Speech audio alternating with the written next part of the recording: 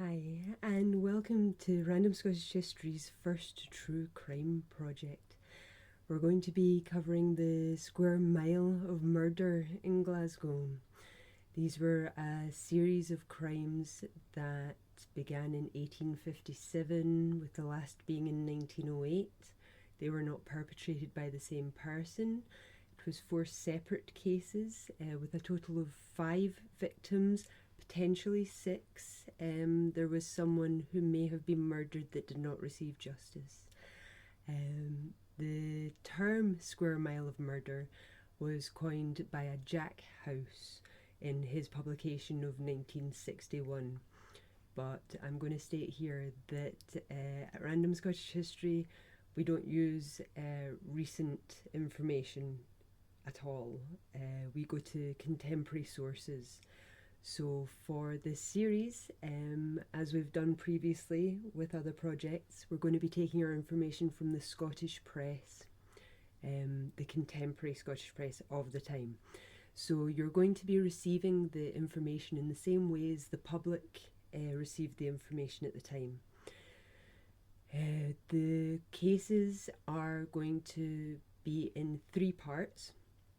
You have pre-trial, trial, and verdict and aftermath. So each of these parts are going to be fairly different lengths for each of the cases we're going to cover. Some of the people were known and in the public eye prior to the crimes, so they were already being reported on. Others were not known until the murders took place, and that is where their notoriety or their fame lies.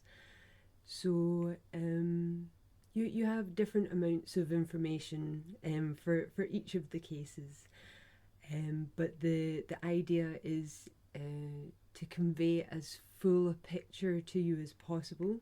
We're going to go right into the court trials day to day, and really just leave you to make up your own mind on the cases. Was justice served? Did the victims receive the justice they were owed? Did the perpetrators receive their just dues?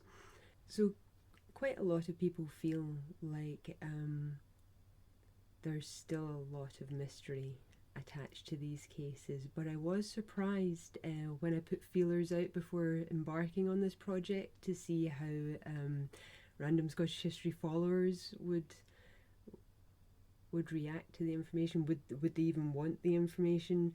And so many came back saying they'd not actually heard of the square mile of murder.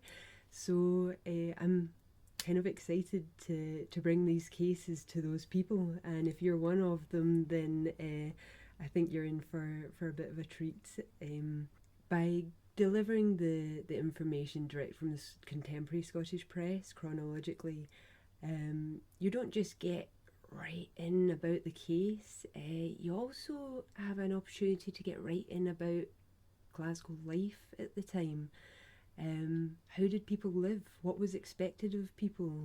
I think that there were quite a lot of wee eye-opening pieces of information that I hadn't considered about life in 19th century Glasgow.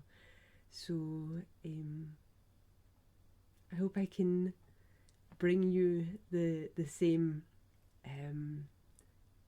interest and just joy in the information as I have. Of course, there's very sad moments,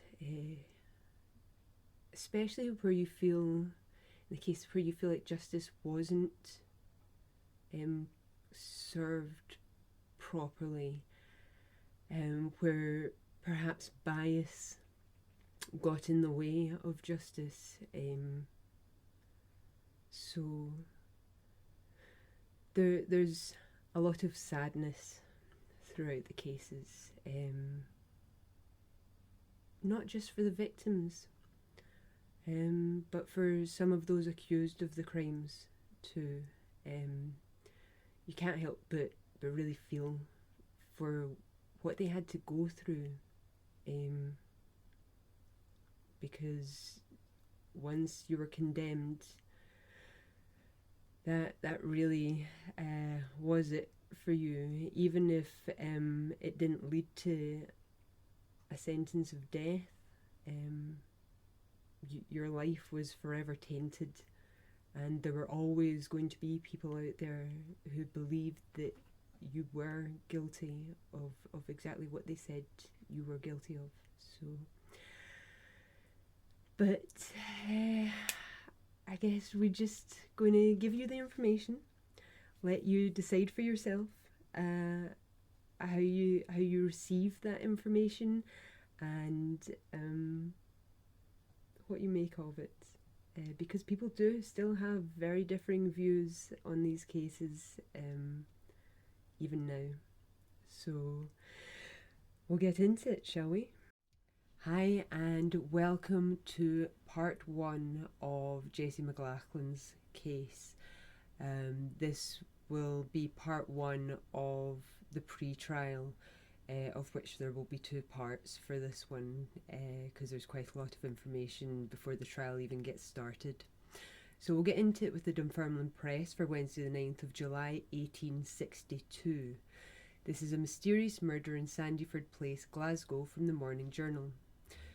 A murder as full of the elements of mystery and horror as any which has of late years startled the country transpired on Monday in a house at 17 Sandyford Place, Glasgow, tenanted by Mr. Fleming, the accountant, the unfortunate victim being a maidservant in Mr. Fleming's family named Jessie McPherson. The family are residing just now at the coast, leaving the servant girl and Mr. James Fleming alone in the house. About 9:30 on the evening of Friday, Mr. Fleming retired to rest in his bedroom in the upper flat of the house, which is a 2-storied self-contained tenement with a sunk flat, in which the kitchen and servant's bedroom is situated. In the dawn of Saturday morning, his attention was aroused by 2 or 3 loud and sharp screams in quick succession. But thinking, as has been stated to us, that the sounds were possibly caused by the frolicking of the servant with some female friend whom she had prevailed upon to keep her company in the lonely house during the night, after looking at his watch, which showed the time to be 4 o'clock, he once more composed himself to sleep. Rising between 9 and 10 and going downstairs, finding the deceased did not as usual appear to make breakfast, and concluding that she had gone out with her friend, he prepared his own breakfast, leaving the house shortly after 10 for business. Returning at night, the girl was still absent. On Sunday, he again prepared his own meals, went twice to church, read during the evening alone in the house, and again retired to rest, no inquiry having been made by him regarding the missing woman, nor suspicion crossing his mind that a horrible murder had been done, and that the body of the murdered woman lay under the same roof with himself. On Monday, Mr. John Fleming Sr., arriving from Dunoon, the absence of the servant girl was communicated to him, and wishing at once to ascertain whether, as was supposed possible, she had absconded, he went to her bedroom to see if any clue could be had there to her unaccountable disappearance. The door was locked, and the key was missing, but the key of the pantry, being tried in the lock, opened it, and on entering the room, lying on the floor face downwards not far from her bedstead, lay, nearly nude, the disfigured body of the murdered woman. Across the brow extended a deep gash laying over the forehead, with a similar wound an inch lower down at the junction of the nasal bone and brow, while on the right side of the head, immediately behind and a little above the ear, the skull had been smashed in, making a wound through which part of the brain protruded. On the head, besides the wounds already spoken of, were several bruises, inflicted apparently by some blunt instrument, which had also been used in giving the wound on the right side of the head. That on the brow and across the nose and eyes seemed to have been made by some edged and blunt instrument. On examining the house, no trace of violence was seen anywhere till descending to the sunk flat, and there indeed were sufficient signs to show that she had not died without a severe struggle. A part of the woodwork at the side of the kitchen door had been torn off, and though sought for by the police officers, could not be found. The kitchen floor, a stone-flagged one, as usual in sunk flats, had been in some parts carefully washed, but though no stains of blood were found on the floor, Traces of the flight were visible in places here and there which had been struck by something, and there was also to be seen a trail, as it were, which had been left by the body being hauled through the kitchen, thence along the passage, a distance of about 6 or 7 yards, into the bedroom. No weapon or any instrument that showed marks of having been used in the murder was to be found anywhere, the whole house being searched. How ingress had been gained, whether gained at all or permitted, could not be ascertained. Leaving his awful handiwork, the murderer had first gone to the back door, to which, from the kitchen and bedroom, were on the passage a line of minute blood drops, and retracing his steps, had ascended the stairs, going out, it is thought, by the front door, which was locked from within, and in which Mr. James Fleming can recollect finding the key in the morning after the murder. Deceased has been long known to Mr. Fleming's family, and, so far as known, had no male friend in the habit of visiting her.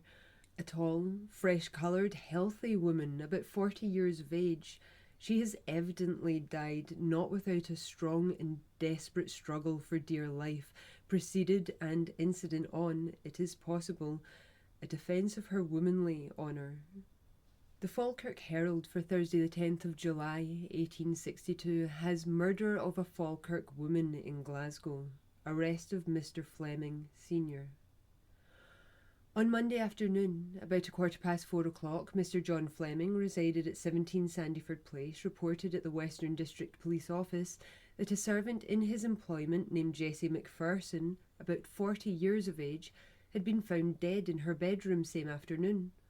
From the inquiry made by detective officers Campbell and Jeffrey, it appears that the deceased was last seen alive about 9:30 on Friday evening by Mr. Fleming's father, who was the only person residing in the house with the deceased, Mr. John Fleming, in company with his son, having gone to Dunoon on the forenoon of that day.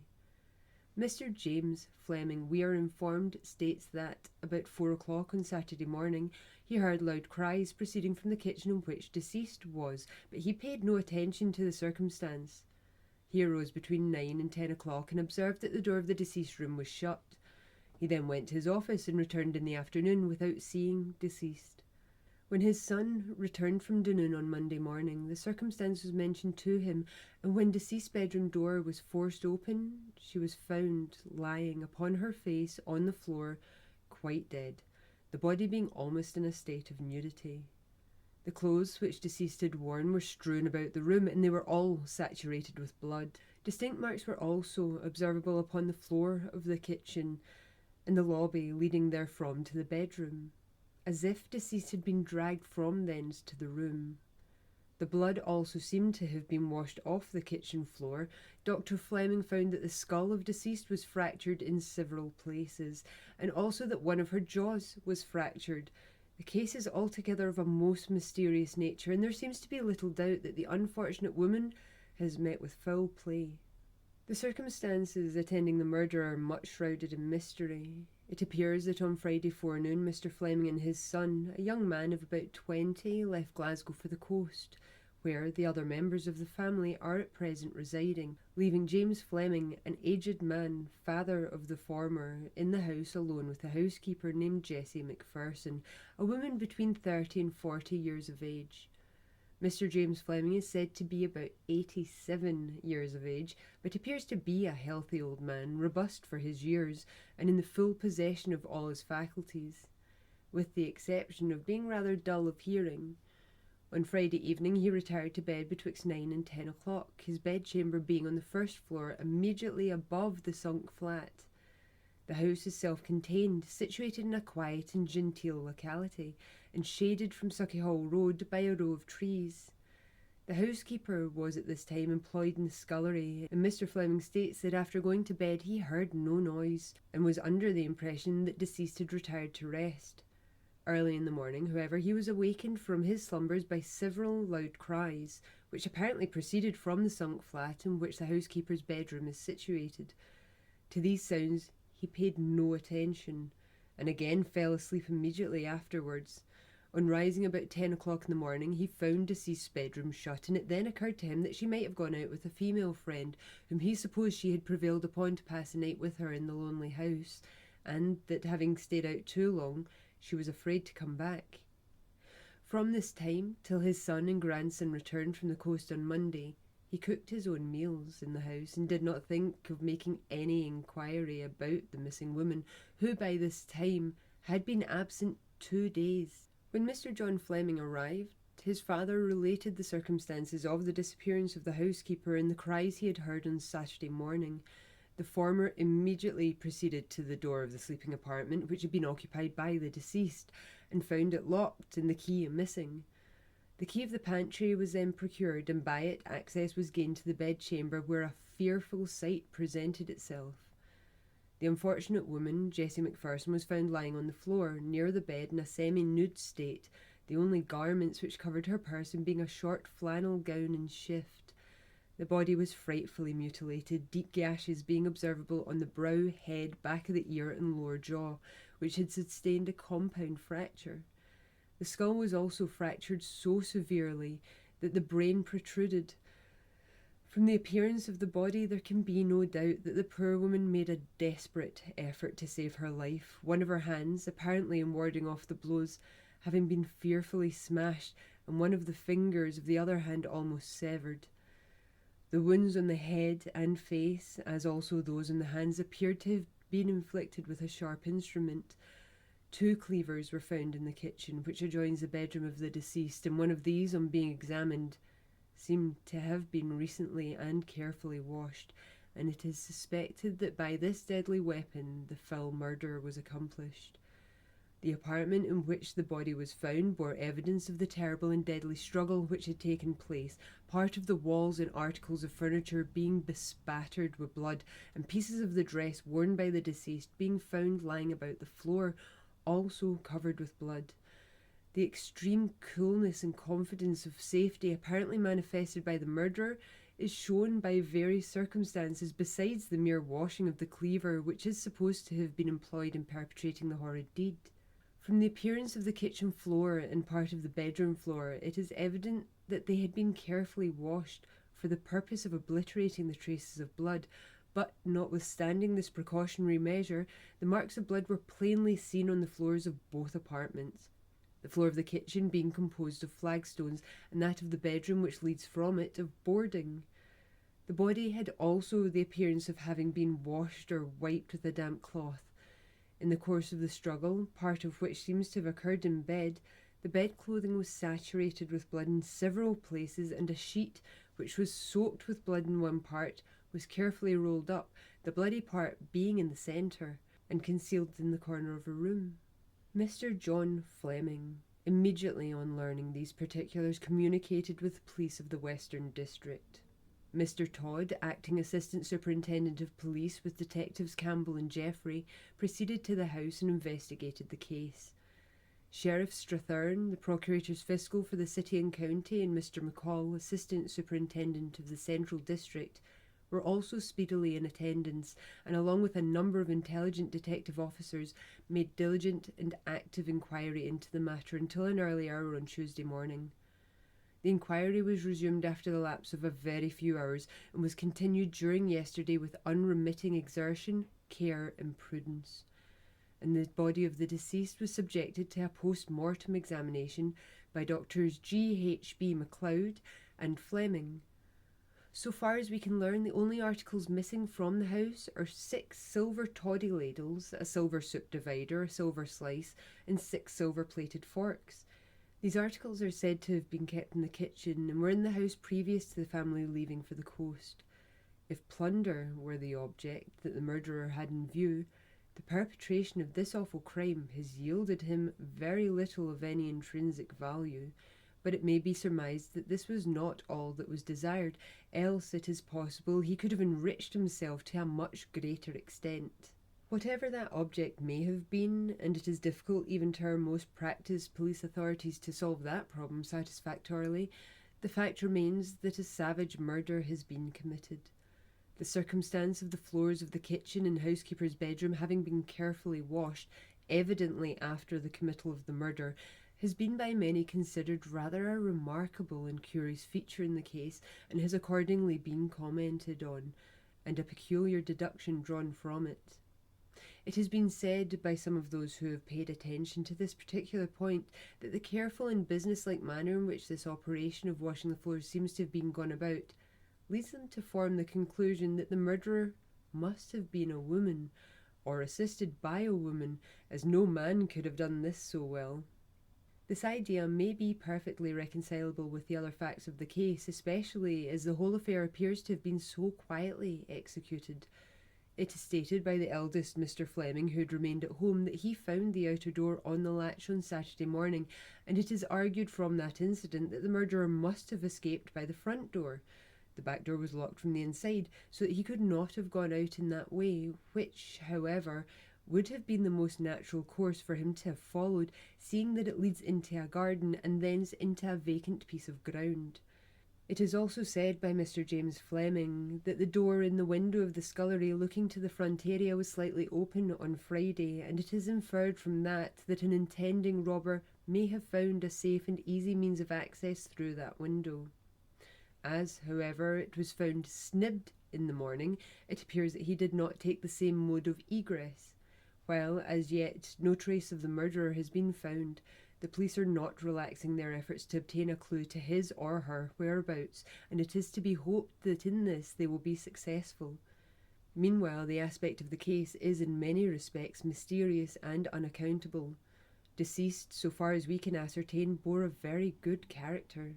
Since the above was written, we have heard that some time ago, having by her prudence and economy laid past a sum fully more than sufficient for a rainy day, she left her service and started in business in a small way on her own account in Anderston. She acted, however, on the so-called book system of dealing with the working classes, that is, by granting credit and using pass books, and what with the bad debts that she had made and the dullness of trade, she was compelled to close the shop. Mr. Fleming, by whom she had formerly been employed, very considerately took her again into his service, so that she once more found herself in quiet waters. Since then she took a number of her small debtors into court and obtained decreet against them for their respective sums, and it occurred several times that these poor people called upon her at Mr. Fleming's house and begged her not to enforce the decreets against them. It may be that bad blood may have been engendered through these little lawsuits, but we have not, of course, any reason to allege that they were directly or indirectly the means of this foul murder, and we merely give the above for what it is worth. We may add that, according to our information, the poor woman's person does not appear to have been subjected to any outrage beyond those wounds on the head and hands already adverted to. The Glasgow correspondent of the Caledonian Mercury writes, "The query, who is the murderer, is a universal question, the supposition that it was the person to whom suspicion now points being, from many circumstances, a strangely horrible one. Meanwhile, the ferocity of the murder and the secrecy attending it have produced universal excitement throughout the city. A minute scrutiny has been made into the past life of the deceased, but nothing has transpired to give the least clue to the mystery. The Daily Mail of yesterday says, the burden of her simple story is that several years ago deceased came from Falkirk to this city and for full 3 years was employed as a domestic servant by Mr. Fleming, that at the expiry of this time she opened a shop in Glasgow and carried on business for some time, but not succeeding she went to England.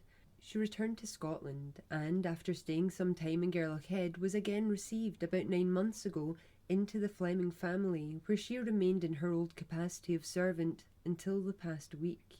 Latest particulars, Wednesday night.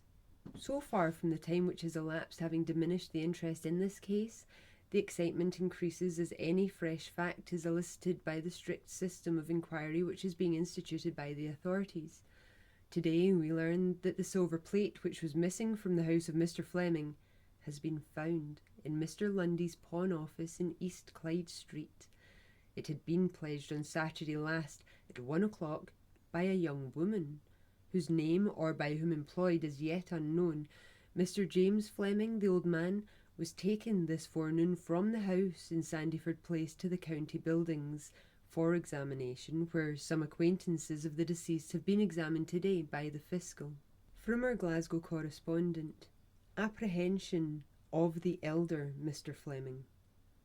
We understand that Mr. McCall, Assistant Superintendent of Police, after a careful and painstaking investigation into the circumstances attending the mysterious murder of Jessie McPherson, has seen it to be his duty to take the elder Mr. Fleming into custody. The old man is now under judicial examination before the sheriff with a view to his committal. The greatest anxiety and excitement continues to prevail in Glasgow. The most extraordinary rumours are afloat. From our second edition of Tuesday, we have made inquiries in Falkirk respecting the person mentioned, and we fear with too much truth to have been foully murdered.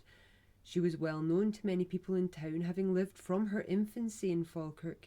She appears to have been the illegitimate daughter of a person named Richardson, who at the time of her birth lived in St Ninians. She was adopted by Mrs. McPherson, who brought her up through her more tender years. At an early age, however, she went into service, in which capacity she passed many years in the house of several most respectable parties in town. She was no less than 8 years with Mrs. Darnley, who speaks of her as a good, kind, obliging person. Her long service with Mrs. Darnley seems to have begotten a mutual feeling of respect, so much indeed that a regular correspondence was kept up between the parties. On Saturday last, one of Mrs. Darnley's family employed in the Falkirk ironworks went to Glasgow with the excursionists, and when there called at the house at which the deceased served. The door, the youth states, was opened by an elderly man who said that Miss McPherson was not at home. Desirous of seeing her, the youth stayed in Glasgow over Sunday, during which he again called at the house of Mr. Fleming, was again met by the same old man, apparently Mr. Fleming the eldest, and received the same answer, namely, that she was not at home. This time, however, his name was asked and given, on the understanding that it would be handed with compliments to Miss McPherson. No more was heard of her till the Glasgow morning papers announced her frightful and singularly mysterious death. One of the Glasgow detectives was in town on Tuesday morning, endeavouring to gain some clue to the perpetration of this mystery of Glasgow. We may assume that the murder is the all-engrossing subject in Falkirk, where the deceased, from having passed the bulk of her life here, was personally known to almost everybody in town. She was a most superior-looking person, and had the peculiar faculty of making friendships and retaining them.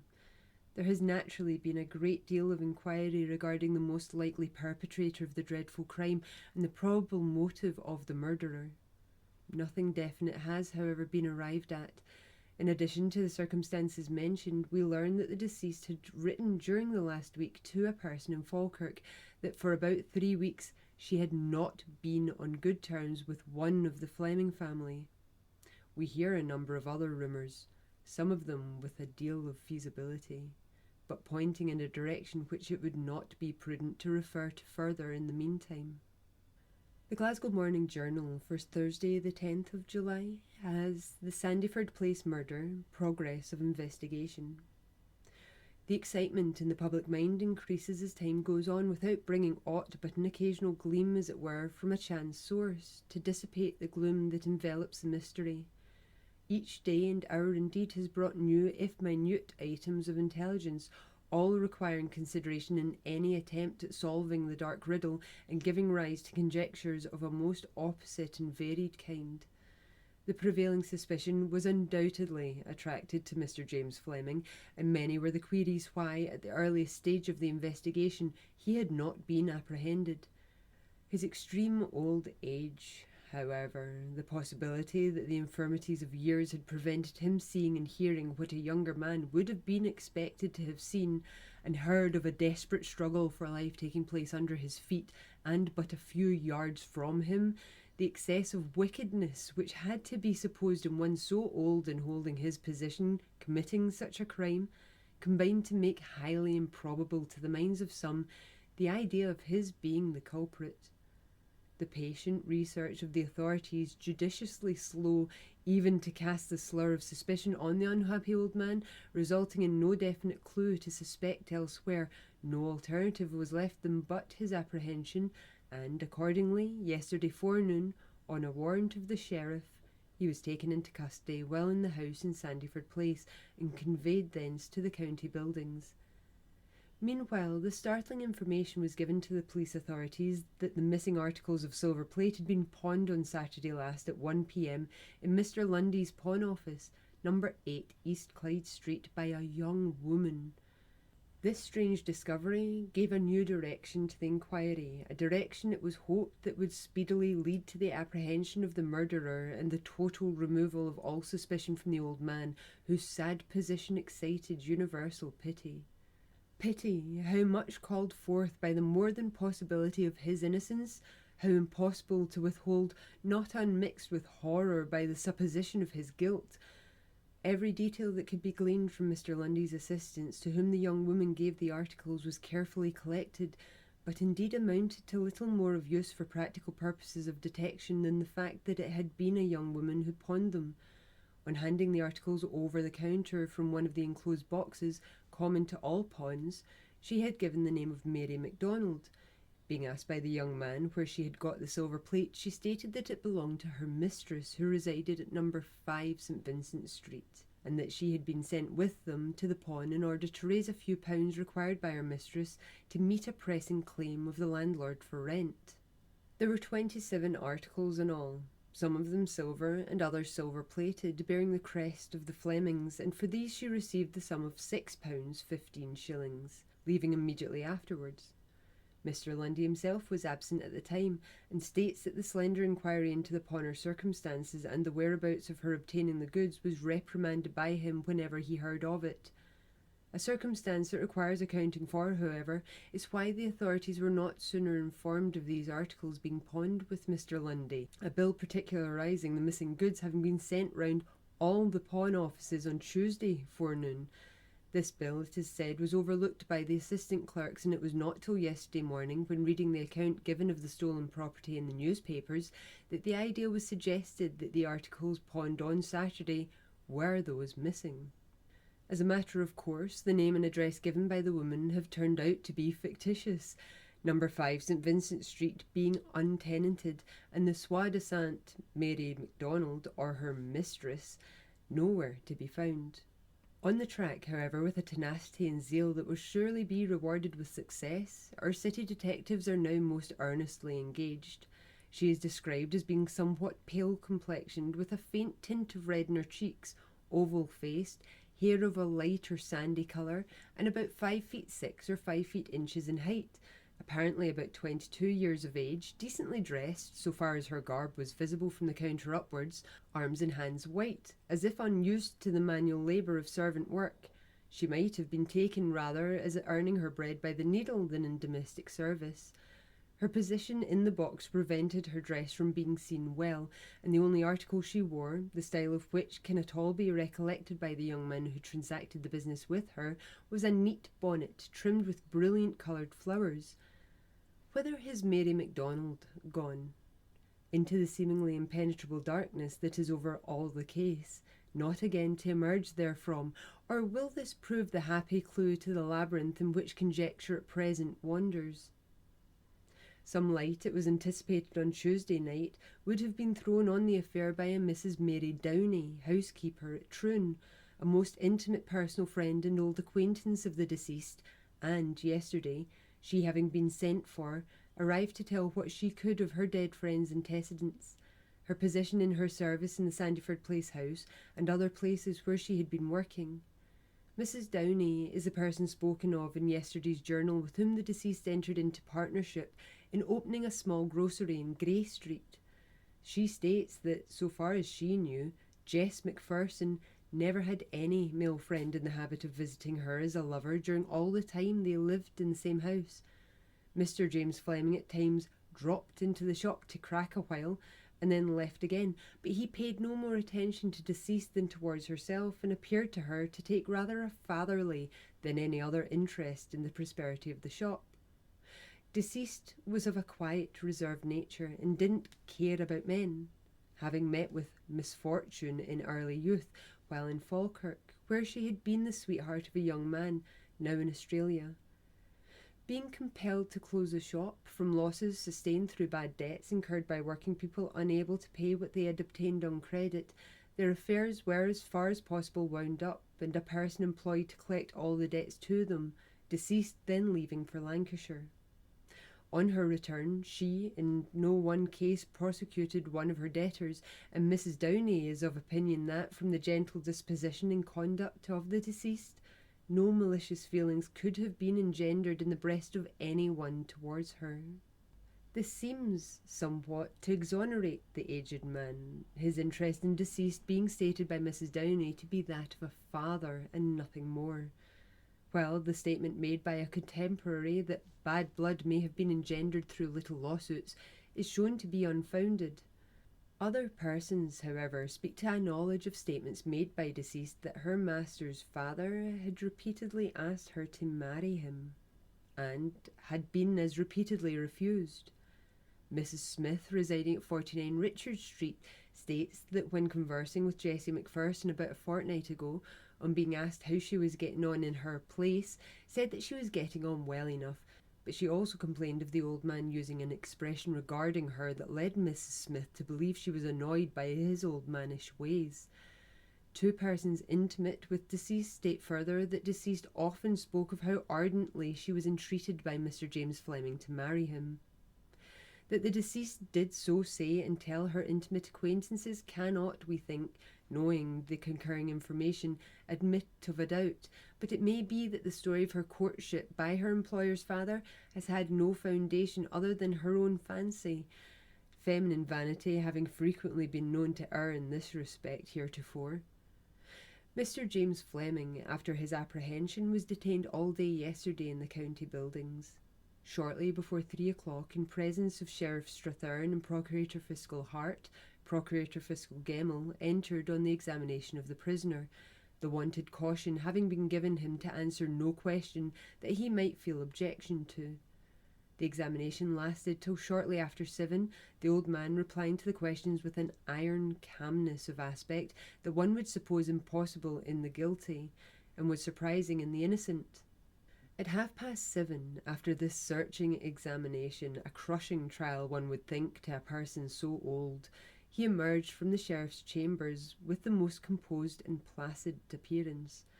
The opinion of the fiscals that he should be committed for future examination was only arrived at, we understand, after perplexing deliberation, many facts having, while the prisoner was making his declaration, been elicited in support of his innocence.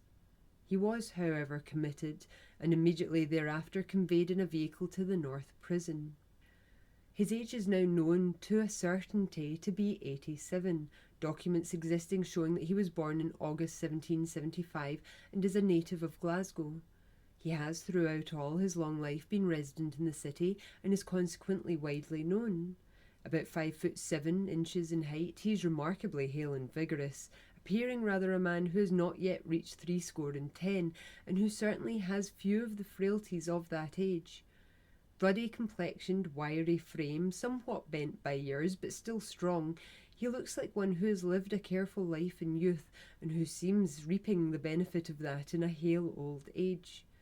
A more melancholy sight, and one which could more readily call forth the sympathies of any one, however callous, than this old man alone in the hands of the law, being led away to prison under suspicion of such a crime, can hardly be conceived.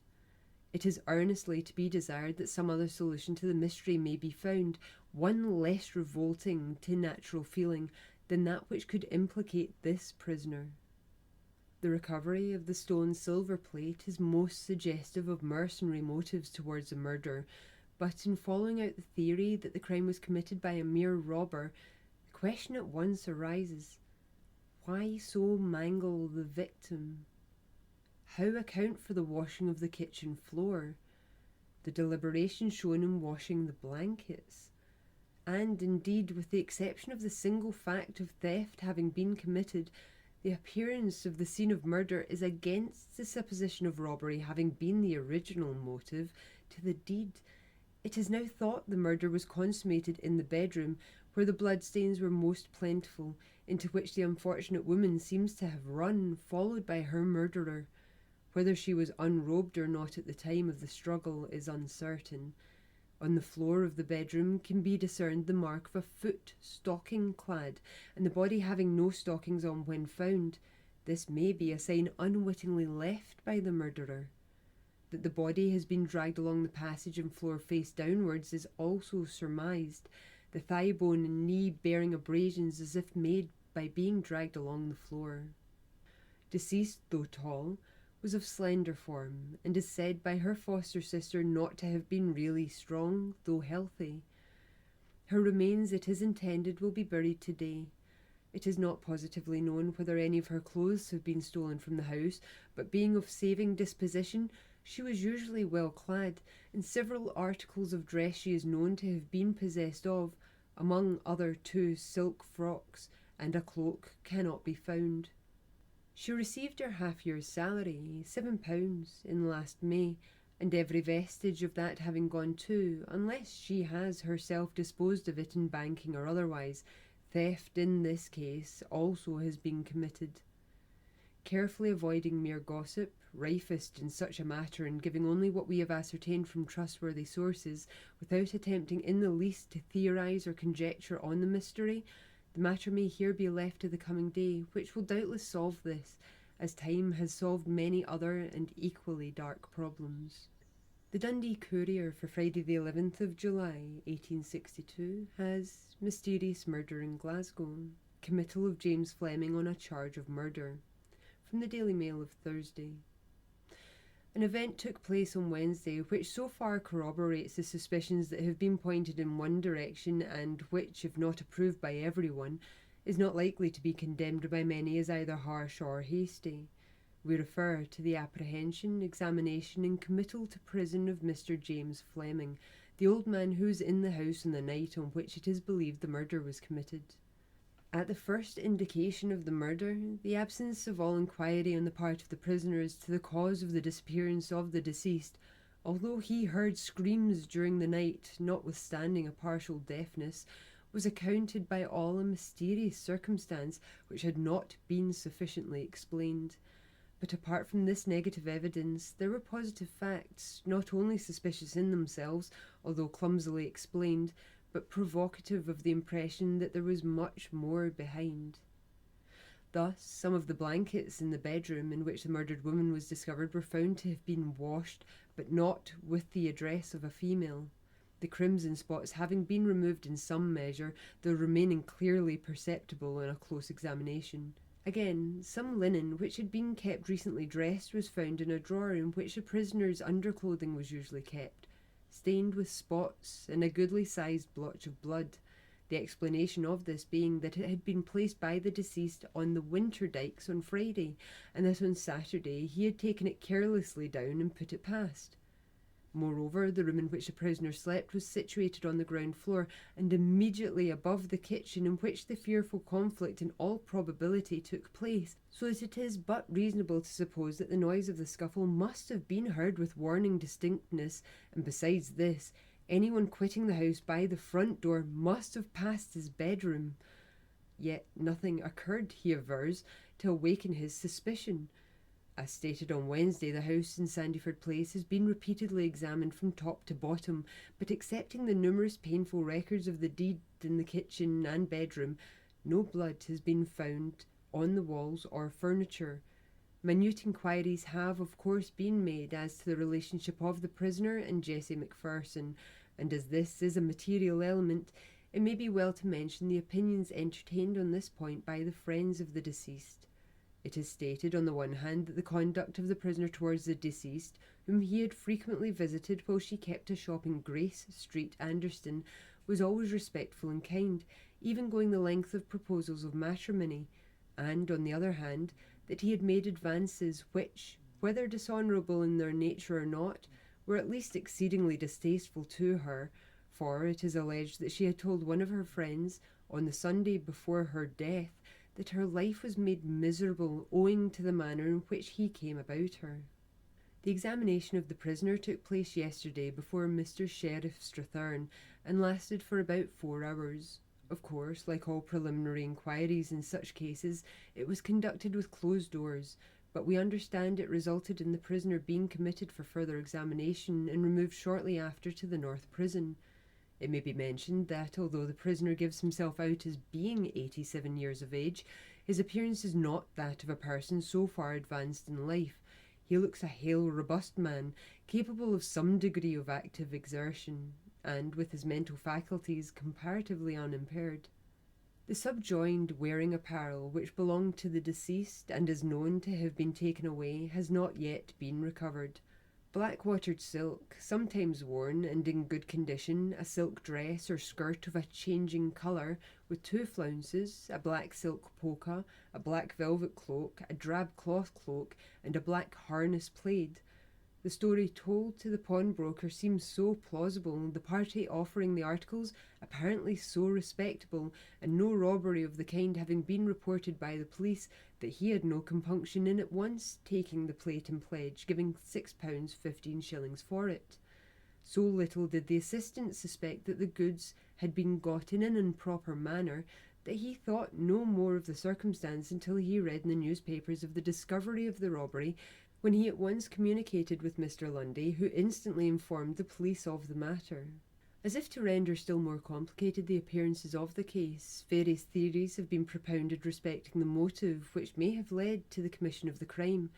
While deceased kept a shop in Grace Street, Anderston, debts were incurred to her by many persons, some of whom she sued, the result being that they were ordered to pay up by instalments, and the hypothesis has been hazarded that perhaps someone who stood indebted to her, smarting under the means taken for the recovery of debt, had compassed her destruction.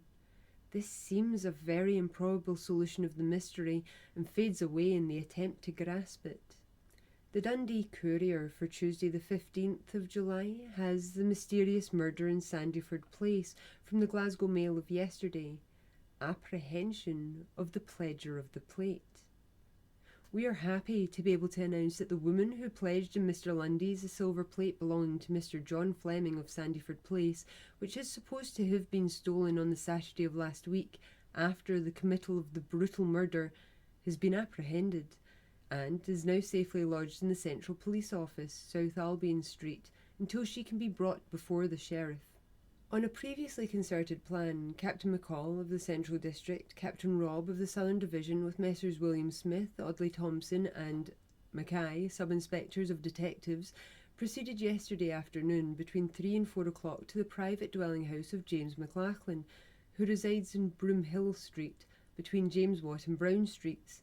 Here they made a few inquiries, and then apprehended the man and his wife, whose name is Jessie McLachlan. Mrs. McLachlan is a native of Inverness, and was at one time a servant in Mr. Fleming's house.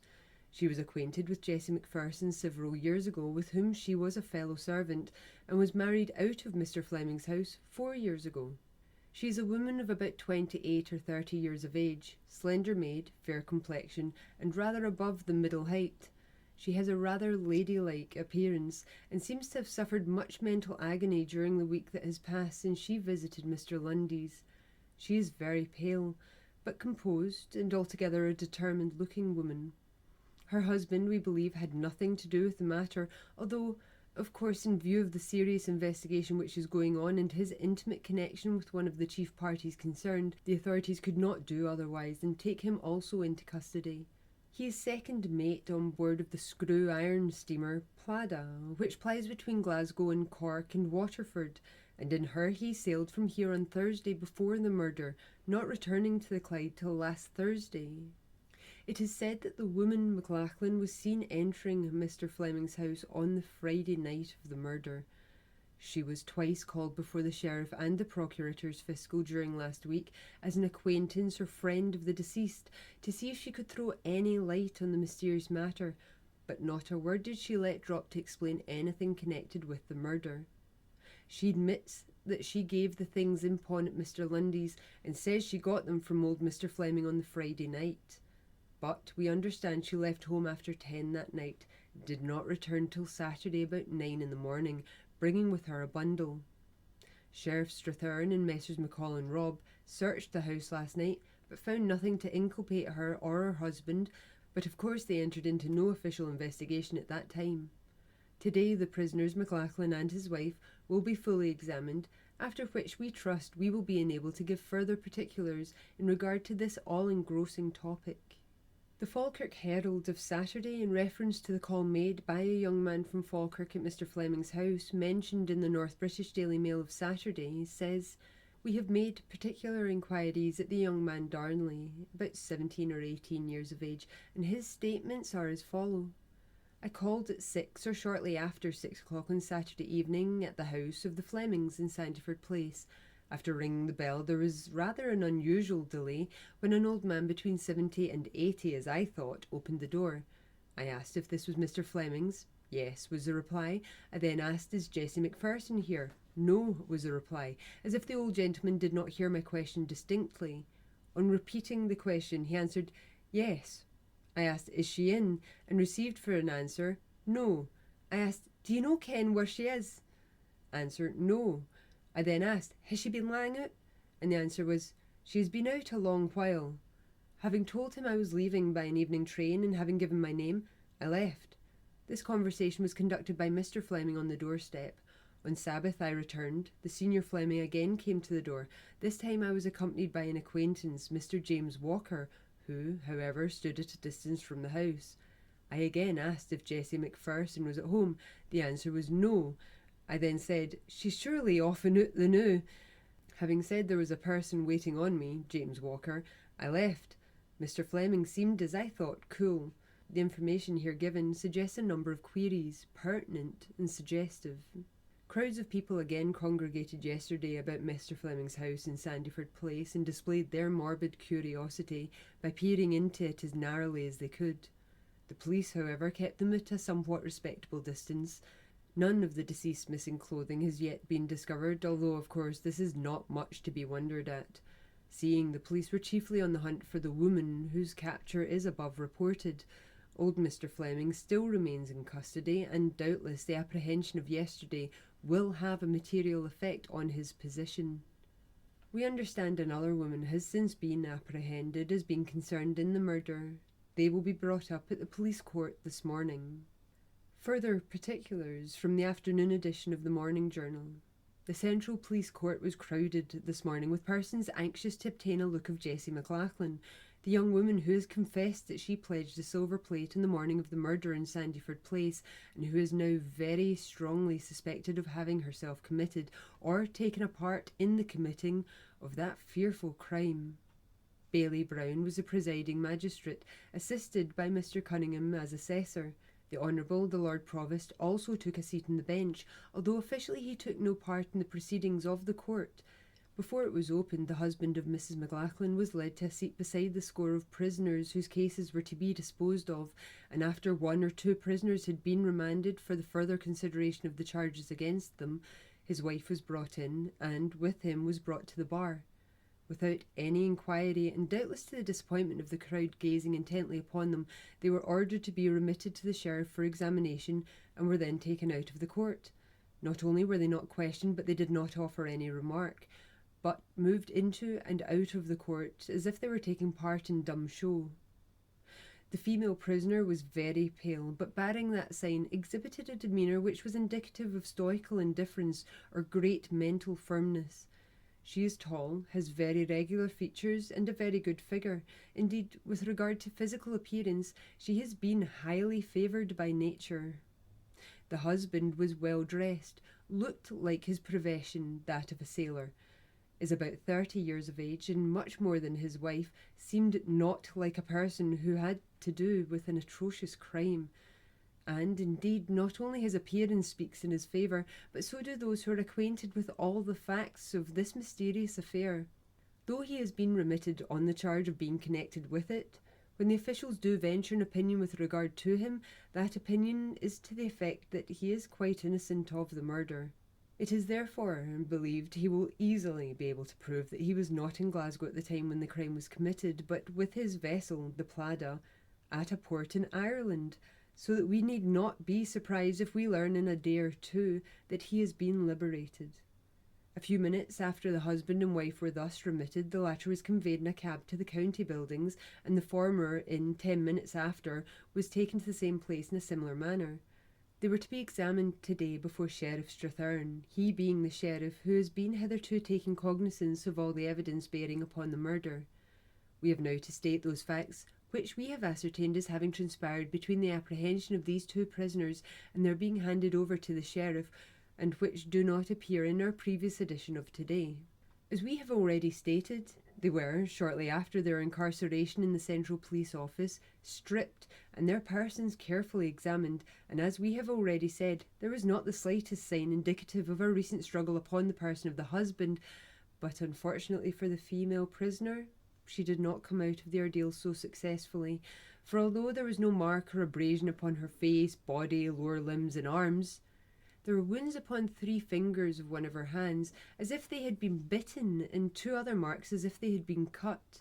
With regard to these very suspicious circumstances against her, she volunteers a statement that the bites had been caused by a little dog she kept, and the 2 other marks with a knife by her son, who, by the way, is 3 years and a half old, and who, since his mother's apprehension, has been in the care of the police authorities. With regard to the bites, which, however, as we are informed, are not like the bites of a dog, her statement is so far plausible inasmuch as it is true that she did keep a little dog in her house. Although she is very cautious in what she says and professes an entire ignorance of anything connected with the murder, yet she seems anxious to account for the pledging of the silver plate, respecting which, at her apprehension, she said she knew nothing at all. She says, and of course her story must only be taken for what it is worth, that Mr. James Fleming called upon her on Friday night about 8 o'clock and asked her to pledge the plate, that she asked him why he did not get Jessie McPherson to go to the pawn office for him, that he replied that she was busy and could not get out, that she, the prisoner, then told him that all the pawn offices were shut at that hour, that it was thereupon agreed that she would fulfil his commission the next day, that she did not pledge the plate at 1 o'clock the following day, that he again called at 3 o'clock and obtained the proceeds, of which he gave a large part to her, and that he thereafter left her with the intention of going to the Highlands. It may also be stated with regard to the pledging of the plate that Mr. Lundy's assistant, who took it from her, called at the Central Police Office after midnight this morning, and after being shown the prisoner, at once identified her. She as unhesitatingly recognised him, and recalled to his remembrance some words which she had made use of when offering the plate in pawn. When, on another occasion, the remark was made to her that she would have acted more like an innocent person had she given herself up at the earliest stage of the inquiry into the murder, she says that that is quite true, but that she did not give herself up because she was afraid that she would be detained.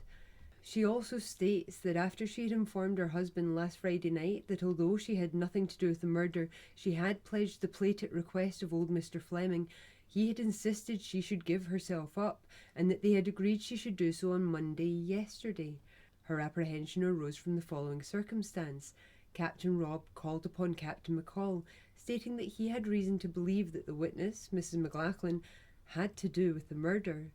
He said that he had ascertained that she had left her own house at 10 o'clock p.m. on the Friday, before the day on which the plate was pledged, that she had been out all night and had returned next morning with a bundle in her possession. It was thereupon arranged that they should watch the house at the Brutality to see if anything would transpire, and not allow her to escape. They did so for several hours, and at 3 o'clock apprehended her in her own house, as we've already stated. Whilst we are going to press, she, her husband, and old Mr. Fleming are being examined in the county buildings by Sheriff Strathern. We may state that the woman who was apprehended in Holmes Street, and whose name is Mary Blair or Fraser, was not remitted to the sheriff at the police court this morning. It is, however, expected that she will prove an important witness in connection with the washing of the bloody clothes of the deceased. The Dundee Courier for Wednesday 16th of July has the mysterious murder at Sandyford Place. From the Morning Journal. Examination of the prisoners. On arriving at the county buildings, Miss McLachlan was at once taken into Sheriff Strathern's chambers, and Procurator Fiscal Gemmell, after the caution that she was not bound to make any statement that might implicate herself, proceeded to examine her. From 11 o'clock forenoon till 5:30, the wretched woman was interrogated and re-interrogated, being frequently confronted with her husband and old Mr. Fleming, who had been brought down in a cab from the North Prison. With a collected mind throughout this long trial, yet from the pallor of her countenance, evidently suffering great mental agony, she preserved a composure that showed an iron will and a nature of more than ordinary feminine strength. The woman, Black, or Fraser, was also examined at some length, but her story in all respects coinciding with what she from the first stated, and there being no ground whatever for suspecting knowledge of or complicity in the deed on her part, she was liberated after a few hours' detention. James McLachlan's assertion that he had been with the Plada on the night of the murder, sailing between Glasgow and Waterford, admitted of easy proof, and an officer was therefore sent down to the Plada in order to ascertain the truth of the statement. His story here received sure confirmation. The Plada left Glasgow on Thursday, the 8th instant at 12 noon, and at the time the dreadful tragedy of so much and so terrible moment to McLachlan was being enacted, he was with her far out on the deep. About 5 p.m. he was liberated and, taking his departure by a private door from the county buildings, escaped observation of the large crowd which, from an early part of the day, had been waiting for a glimpse of Mary MacDonald. An honest, industrious, and, in every respect, so far as known, thoroughly respectable man, his position drew forth the earnest sympathies of all around him, even of those whose large experience of criminal life is supposed to be hardened to feeling in the like scenes. At 6 o'clock, exhausted with the ordeal she had gone through, but still maintaining the same outward calmness, Mrs. McLachlan, having been committed for further examination, was brought out of the sheriff's chambers in charge of an officer and placed in a cab which stood waiting for her at the side door in Brunswick Street. An immense crowd had collected round the vehicle, and on the appearance of the woman, accompanied by the officer, a rush was made by some of the more eager, who, pressing back the policemen standing around the cab, succeeded, ere it was driven away, in catching a glimpse of her countenance. She was taken to the North Prison, Duke Street Prison, whither also had gone Mr. James Fleming, whose detention there, it is generally hoped, will not now be long. The Dunfermline Press for Wednesday the 16th of July has the Sandyford Place murder, arrest of Mary MacDonald. This most extraordinary and exciting of all events has received a new development as unexpected and surprising as any of the many incidents which have united in making this the engrossing topic of the day, and one of the most remarkable in the records of crime. The discovery on Sabbath of the anxiously sought-for Mary MacDonald in the person of Mrs. McLachlan, a young and married woman, startled even those whose whole minds had been occupied with the investigation of the mystery. Before marriage, Mrs. McLachlan had been a fellow servant of the deceased McPherson, and, as one of her intimate friends, had last week been twice examined by the fiscal to see whether she could throw any light on the case, being all the while the identical Mary MacDonald who represented herself as a servant with a lady at 5 St. Vincent Street, and pawned the silver plate with Mr. Lundy a few hours after the murder. No suspicion of a definite nature was attached at any time during the investigation to McLachlan. About 4 or 5 years ago, while Jess Mackintosh, before being married to her husband McLachlan, who is employed as a seaman on board the Plada, sailing between Glasgow, Cork and Waterford, she served for some time in Mr. Fleming's family, and was not only then, but afterwards also seemingly, a close friend of Jessie McPherson. In the afternoon of Sabbath, however, information having been received which directed attention to the woman McLachlan, Captain McCall with Captain Robb of the Southern District, Sub-Inspectors Smith, Thompson and Mackay, all of whom have been engaged to speak within strict limits of the truth, night and day, with untiring energy in the pursuit, proceeded about 3 p.m. to her house at 182 Brumallaw, and there ascertained certain facts, which at once confirmed what had only at first been a slight suspicion, that she was the woman they had so earnestly been looking for. When first interrogated, she pretended to know nothing of the silver plate, nor saw any reason why suspicion should attach itself to her. The house was thoroughly searched, and her husband interrogated, and also a female lodger in the house, her own story heard, and confirmation sure being had that she was the woman wanted, she was at once apprehended.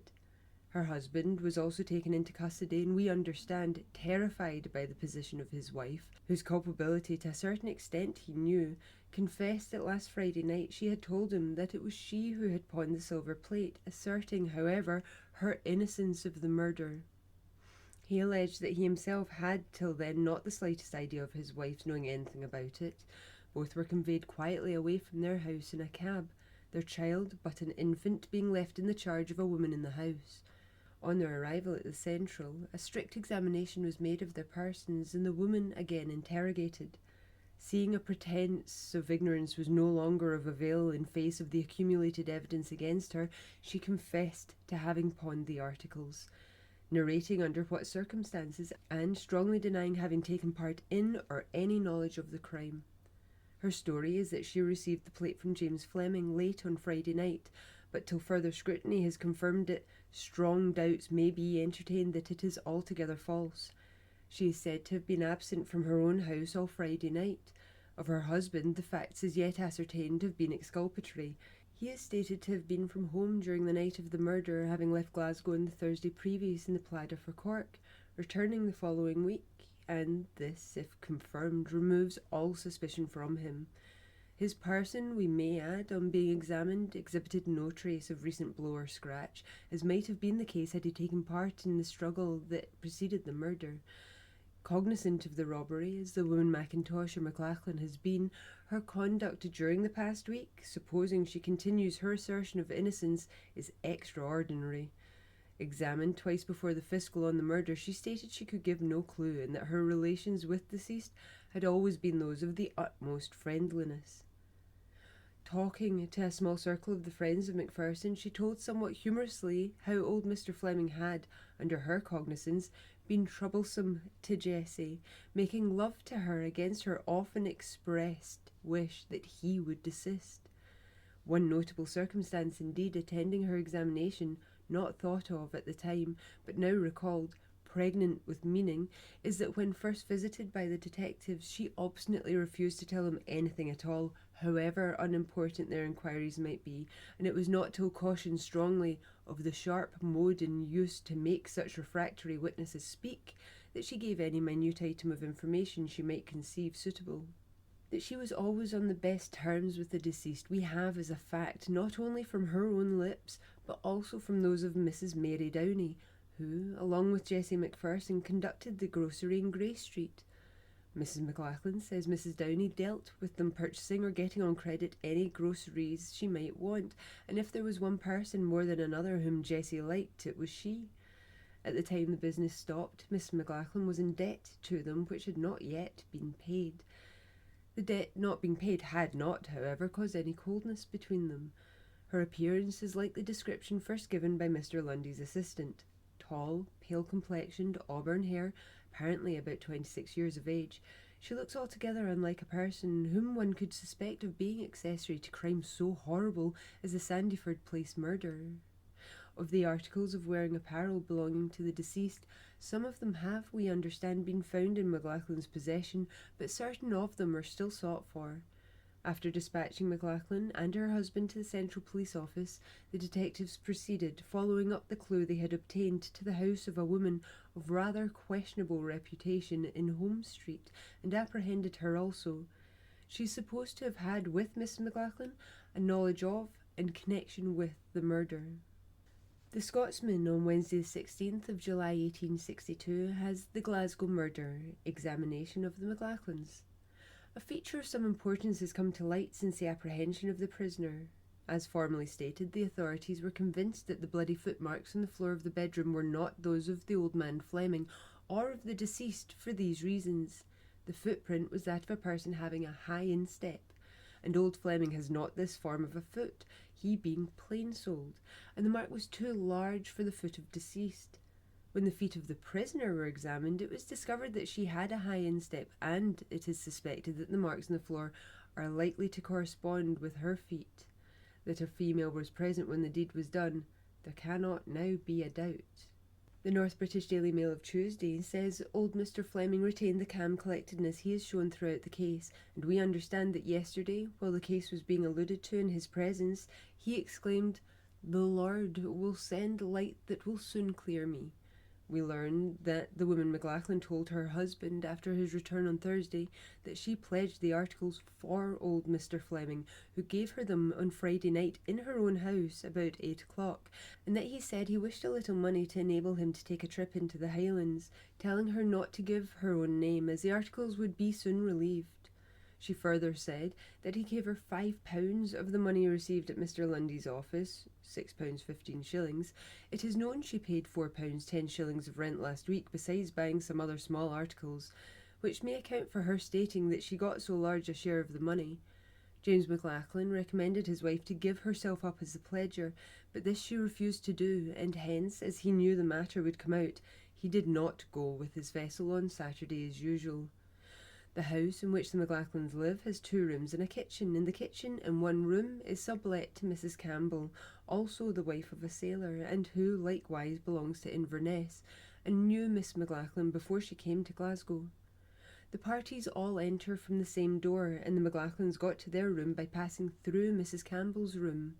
Mrs. Campbell, who was at the county buildings yesterday as a witness, and a most important witness she is, has stated, we believe, that Mrs. McLachlan went out about 10 o'clock on the Friday night, and that she went to bed soon after, leaving the door on the latch, thinking that Mrs. McLachlan would soon be back again, especially as she had left her child of 3 years of age in bed. About 4 o'clock, however, she was awakened by the child's cries, and these continuing and increasing for some time, she went in and found that Miss McLachlan had not returned, and that the child was still alone. She, of course, comforted the boy. The mother did not come in till about 9 o'clock, when she appeared to have something rather bulky under her shawl. Mrs. Campbell was requested to put on a fire for her, and after Miss McLachlan had had breakfast she went out and did not return for several hours, during which time she no doubt pledged the articles. Mary Black, or Fraser, the other woman who was apprehended on Sunday after the McLachlans, was also examined as a witness yesterday. We understand that she is a charwoman or washerwoman residing in Home Street, and acted as a help for a considerable period at Mr. Fleming's house. She was also well known to Miss McLachlan, and went about her house at 182 Brutality Street, having previously known her when she was servant to Mr. Fleming. She has said, we are creditably informed, that Miss McLachlan asked her to go down on the Friday to keep her boy of 3 years of age for a while, as she was going out. This, however, she avers, she did not do, on account of some friends having come and detained her until she thought it was too late to go. After her examination she was set at liberty. It was through this woman's daughter, we understand, that the clue was obtained which led to the apprehension of Miss McLachlan. The Falkirk Herald of Tuesday says, we understand from Agnes McPherson, who resides in Falkirk, and with whom the deceased Jessie McPherson was brought up by the parents of the former, who are now both dead, that James Richardson, the putative father of the murdered girl, whom he neglected throughout life, and whom he would not have known had he seen her alive, has had the effrontery to go into Glasgow with the view, avowedly, of claiming any money and effects his late daughter may have left behind her. The Dundee Courier of Wednesday the 16th of July has the mysterious murder at Sandyford Place from the Morning Journal, the search for the missing dresses. In the afternoon of yesterday, Captain Robb and other officers, accompanied by several labourers, proceeded to the premises in which the McLachlans lived, and raised the flat stones of the close which led to their dwelling. They were induced to enter upon this undertaking from their having learned that last Thursday Mrs. McLachlan had employed a plumber to repair her water closet, the piping of which had been stuffed, and that tradesman had, as he himself stated, pushed down the substruction so that a free or partial passage was obtained. The officers of police conjectured that the obstruction might be caused by the dresses of the murdered woman, pressed into the piping of the water closet by Mrs. McLachlan on the Wednesday, having then heard that the missing silver plate had been recovered, with the hope that all traces of the dresses would be destroyed, if it so happened that her house should be searched. These officers, however, were unsuccessful in their efforts, for, in the drain under the flags which carried off the water from the water closet, they found no wearing apparel, nor pieces of wearing apparel. Their conjecture was therefore wrong, or the dresses had been washed into the common sewer. The water closet and the ash pit behind the house were also searched in vain. We may here remark that all hope of discovering these dresses, so essential as pieces of evidence, is not yet abandoned, but we consider it most prudent to withhold our information of what steps are being taken to arrive at this discovery. The washerwoman Mary Fraser. With regard to Mary Black or Fraser, who was apprehended in her lodgings in Home Street on Sunday evening, we have to confirm what we said, that she was arrested, not at all with the hope that it would be found that she has had anything to do with the murder, but with the hope that she may prove a witness to some circumstances, however indirect they may be, connected with that crime. These facts are to the effect that she is a char or washerwoman lodging in a sunk flat at 128 Home Street, that she ran messages and washed for Mrs. McLachlan, but she declares that she never washed any of her body clothes, all her washing being confined to the sea-going clothes of James McLachlan. She further states that on the Friday before the murder, she carried some articles she had washed for Mrs. McLachlan to her house in the Broomelaw, and that after remaining there for a short time, she left about 9:30 at night, and at 10 o'clock reached her lodgings in Home Street, but she did not quit that night. Her not going out after this hour is confirmed by the person with whom she lodges. All culpability is therefore completely taken away from Mary Fraser. It should be added that she positively declares that she did not wash any clothes for Miss McLachlan last week, and that she is quite ignorant of the murder or of anything that can criminate Miss McLachlan. The murder is still mysterious. It is thus seen that McLachlan is, for herself, very unfortunately and dangerously implicated in the foul deed at Sandyford Place, nor does public sympathy derive much relief from the idea that she, a young, good-looking, well-reputed married woman, may be the guilty one. What took her from her own home and her poor child to the fatal house at Sandyford Place? 10 o'clock at night was not an hour at which Jessie McPherson was likely to have invited her. She could scarcely have gone with a deliberate design to commit murder, for she appears to have made her absence from her own house little of a secret. Yet she must have got admittance, for the house was not broken into. The murder appears in itself and in its motive, and in the train of circumstances in which it arose, to be as mysterious as ever, although there is incomparably greater assurance that conviction will be brought home to the guilty. The Falkirk Herald for Thursday the 17th of July has the Sandyford Place murder. For the convenience of the readers of the Weekly Herald, we give consecutively a number of paragraphs regarding this mysterious case, taking up the narrative at the point left off in the Weekly Herald of last week. The extreme mystery of the murder. A number of bold and distinct facts have been elucidated, but when collated and analysed do not go far to dissipate the palpable mystery in which the crime is shrouded. It would require the power of sifting evidence possessed by Edgar Allan Poe, or the keen metaphysical acumen of Thomas de Quincey, to solve the problem from the facts presented, so it is not surprising that up till today the Glasgow Police Detective Force should have been partially baffled. I have heard the question discussed on several occasions, and may say that the prevailing opinion among a majority of the inhabitants is that the old man Fleming, though aged 87, has been justly apprehended. Living in the house with the murdered woman, he had at least the opportunity of committing the crime, and the callous remissness which he displayed in instituting no inquiry regarding her for the space of nearly 3 days naturally drew suspicion on him. But then the broad decided fact has transpired since his apprehension that there is a woman in the case. Mary MacDonald's complicity. I think I am warranted in stating that she must have been accessory to the murder either during or subsequent to its perpetration. Does this not remove all suspicion from the old man? By no means, say a large section of the community, who, being determined to have somebody hanged, would with willingness sacrifice Mr. Fleming for lack of another victim. The old man was hale and hearty, they add, and may have taken advantage of his son's absence to introduce an improper character into the house, which the deceased would no doubt object to if she made the discovery, and then a struggle might ensue, and unintentionally resolve itself into a most bloody murder.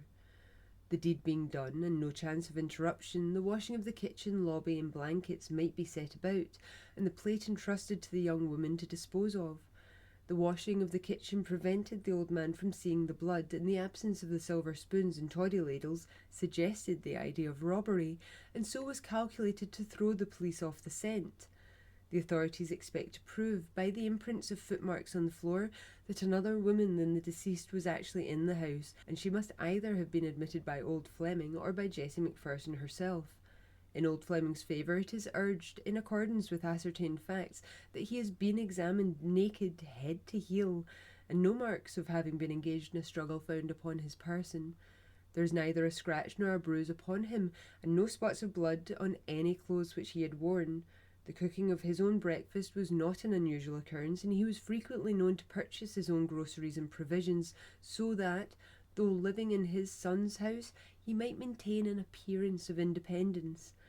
On Monday morning he called when collecting rents at a shop in the Briggate, and there partook of rolls and milk, stating at the same time that he could not get his breakfast as his servant had disappeared. This, of course, is a material point in his favour, but then on the other hand, the washing of the blankets on the floor does not suggest the idea that the murder was committed by a stranger. What object, it is asked, could a stranger have in wasting time in washing the house when his or her first impulse would be to take flight? The putting of the house in order could be no benefit to a stranger, as it would never be supposed that the murder would not be discovered as early in spite of that precaution. The washing of the floor.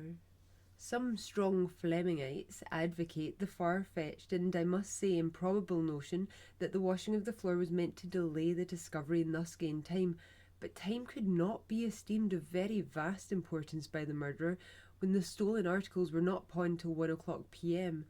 If old Fleming was a party to the horrible crime, he must be possessed of either an icy heart or an iron nerve and resolution, or he could never have slept in the same house with the mangled remains of his innocent victim.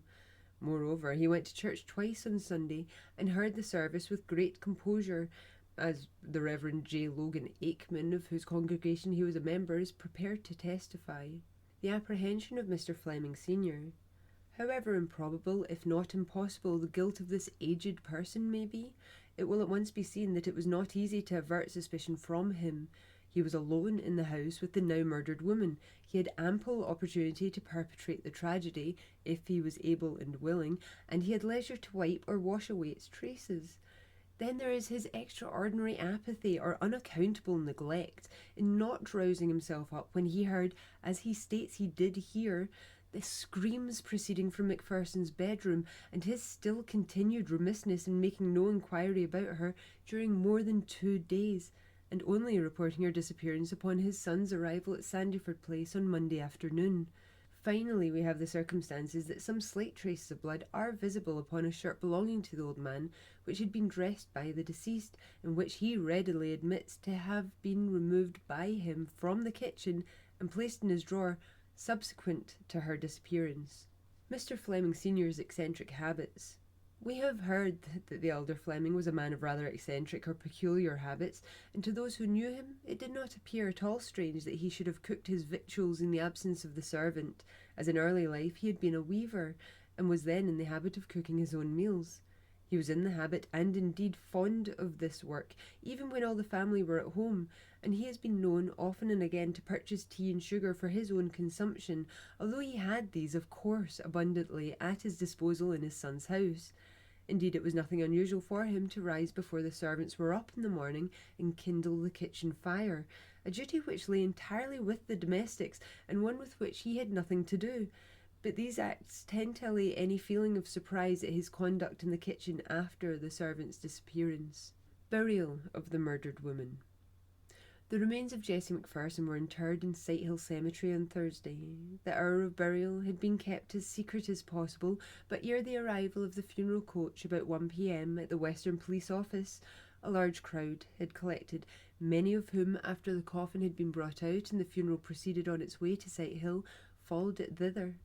The only person attending the funeral were the husband of the deceased's foster sister and a few other of her male acquaintances. From our Glasgow correspondent in Saturday's Herald.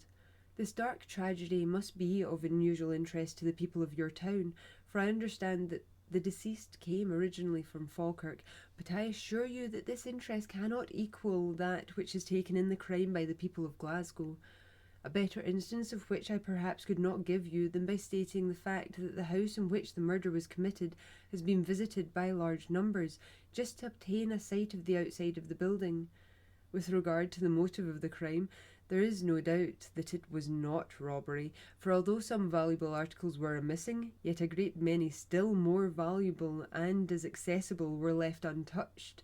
Besides, had the murder been committed by a robber, he would not have washed up the kitchen so as to hide the traces of a deadly struggle, nor would he have washed some of the blood-stained clothes, nor have dragged the body of the victim from the kitchen to her bedroom, and then have stripped and left it almost naked. A robber loses no time to leave the scene of his crime. What makes this mystery still greater is that a murderer usually does the same. That ends part 1 of the pre-trial reporting for Jessie McLachlan's case. There was a lot of pre-trial information came out regarding this one. A lot of interest taken in this case. But you'll see why. I mean, it was almost daily evidence was being found and came out in the press. So we may see you for part 2 for the conclusion of the pre-trial reports. Take care.